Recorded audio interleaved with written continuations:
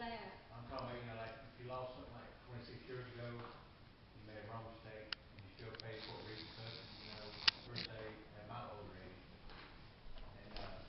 And I believe in Jesus with all my heart, forever. I'm still here, so I know in my heart where I'm at on that part. Still, you can't get back to the family part in the flesh. So how do you content that part?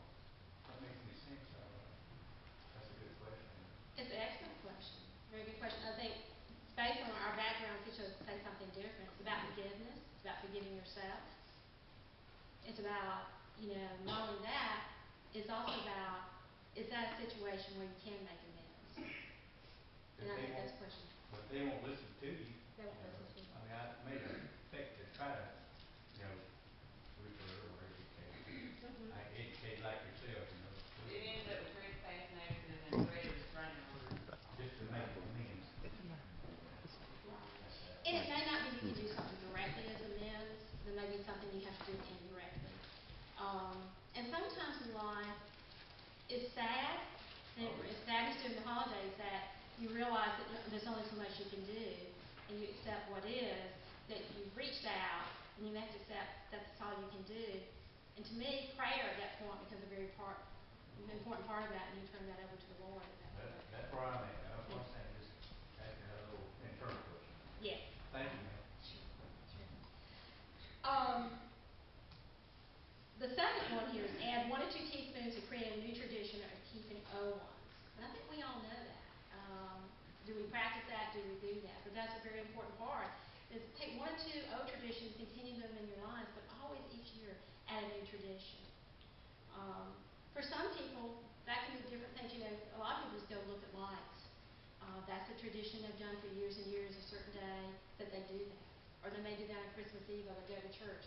Those may be their old traditions. But you can always add something new. Every year, my husband and I, we do select a certain charity, and this is an old tradition, but we try to make it a new tradition because we try to select one each year that we do something special for them. And that's one of the ways that we feel like we can celebrate and contribute to the community. So you just think about those things and look at those things. The other thing that's really important is, like we talked about earlier, watch the demands that you have. Cut down those demands. Do those things that is important to you. But I want y'all to just take this because I know we have sake of time. I'm trying to remember, and I'll count time because I have lots of time. 2 minutes. 2 minutes. Okay. But I want you to take this and use it because I think I know Sharon's had it before, and she's given it out to people she's worked with, and it's been very, very helpful. But make sure you always have that kindness, and that's part of that. In small bowl, you put always much kindness and the way to celebrate with other people. So keep that in mind, and you can take this with you. A couple things is, remember, the past is the past, and you don't want to live in the yesteryear, but you do want to have those positive memories like we talked about. Don't expect a lot of miracles at Christmas time. Sometimes we do, and miracles do happen. I'm not saying they don't, but sometimes we have too high expectations of those miracles. So sort of keep that in mind, and always remember, if the depression becomes so deep and great that you do want to reach out to your support system, you may need to see a counselor, and that's okay, and find a support group that will help you.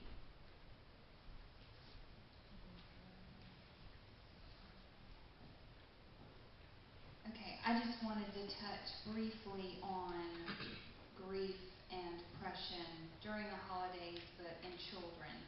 And so that kind of coincides with caregivers as well. So I do want to touch on, being a child that's grieving during the holidays and how caregivers can help children during that time as well.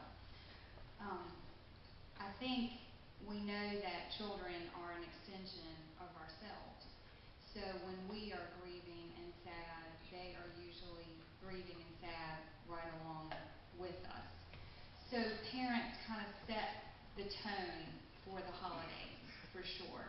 So the caregivers are the ones that are in control, setting traditions, maybe creating new traditions, getting rid of some old traditions that might just be too painful for the holidays. So really, I think it's a great reminder during the holidays that caregivers really do set the tone for kids and what their experience is like. So if a child is sad or grieving, particularly during the holidays, it's important to let that sadness happen. Just because it's the holidays doesn't mean grief stops. It's still a process that just keeps going. And so I think it's important for parents to be a huge support to them, let them know what the outlets are for grieving. And so some of those ideas I just wanted to touch on that would be good, especially during the holidays. And it's part of just creating those new traditions when we're grieving, especially when we're grieving the loss of a loved one or a lost pet or anything like that.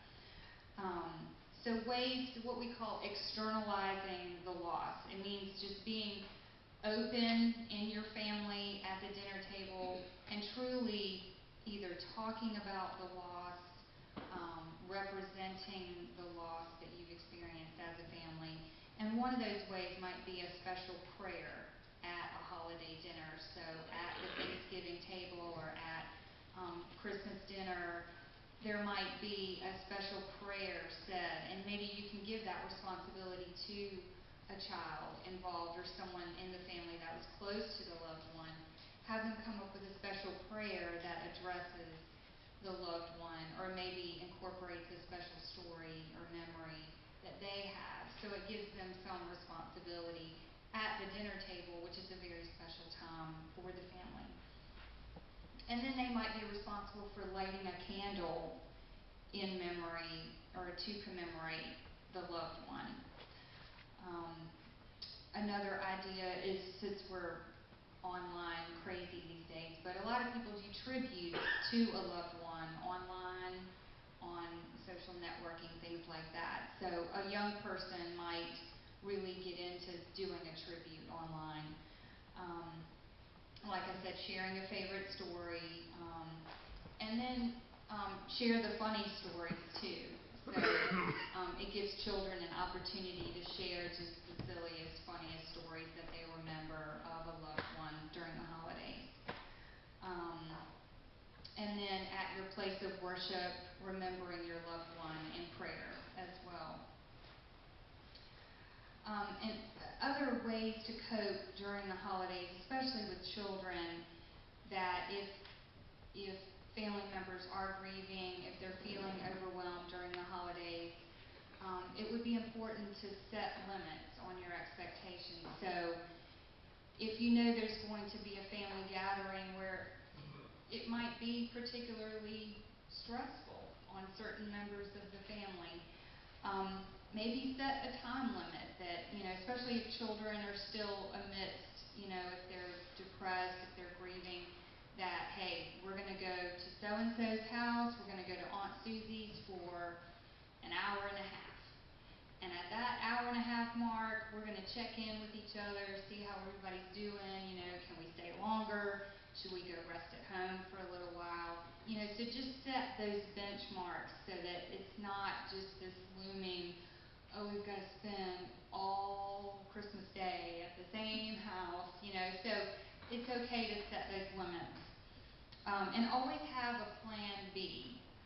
So if Aunt Susie's, is going great for an hour and a half and we leave, we go home and we're still feeling like we want to see family and get support, then yes, we can go to Uncle Bob's for an hour, so just have plan A, plan B, and that really puts caregivers and family kind of in control of what they want the holidays to look like, because it may not be an ordinary holiday for them if they're grieving a loss. Some families might cancel the holidays altogether and just do something totally different and just stay home all day. Say, hey, you want to see me? I'm here. Come on over. So, there's always room for making those new traditions. And I think, when we are grieving the holidays, we can kind of reframe things and see it as an opportunity for your family to be closer, really. I mean, you're really relying on each other. You're giving each other permission to be sad some days. And I think during the holidays, it's okay to have a sad day, you know, and kind of giving yourself permission to be sad over the loss of a loved one. Sad if you're, you know, having the seasonal affective disorder. And then learn new ways to cope with that. It might be that your family goes out to walk and look at Christmas lights, you know, a few nights during the holidays. It might be that you, I know in my family, even though our kids are older now, I say, let's all get in our pajamas, and we get in the car and drive around and look at Christmas lights. It's just one of those silly things that, you know, our family looks forward to, or at least I do. I don't know if my husband does. How much time, am I good? Okay. So we talked about making new traditions, and so one of the strategies that works great with kids during the holidays too is, you know, making that photo album of a loved one or family members. Again, it's giving them that responsibility, feeling like they're contributing to the memory of a loved one, journaling about the loved one.